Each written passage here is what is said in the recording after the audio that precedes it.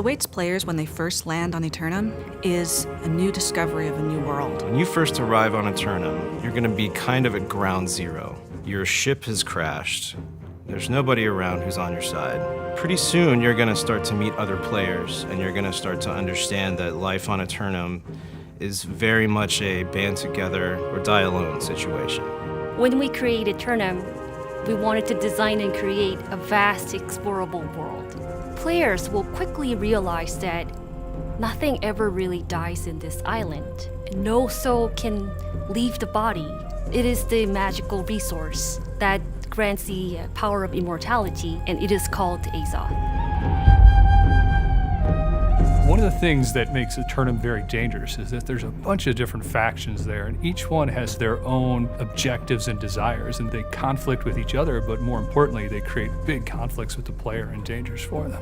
Alongside the Corrupted, there's 3 other major enemy groups that exist.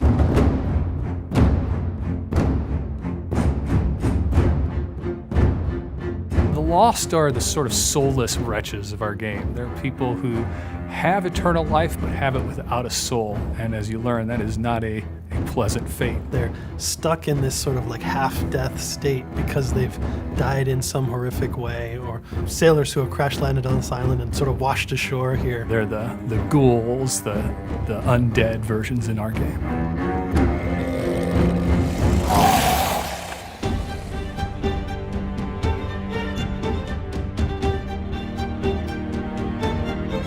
The Angry Earth is the pure, natural power of the island fighting back against the people who have come to corrupt it. It's almost like the island's defense system, and it will do whatever it can to expel these invaders. Nature is trying to imitate the form of humans or animals they see. And some are like more humanoid, but there's other ones that are more of like a constructed monstrosity. They mask themselves in order to fight back from what they consider is an infection.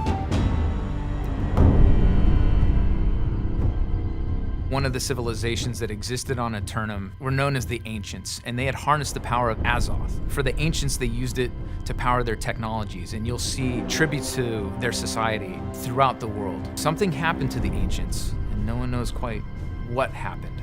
The remains of their civilization are there, and their secrets are there for you to discover.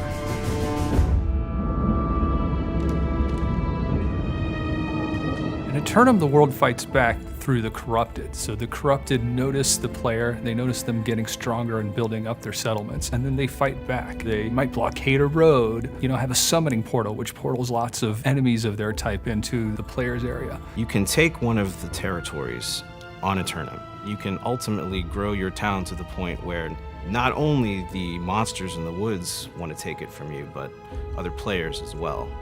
And when we have these massive wars over these territories, it's pretty special.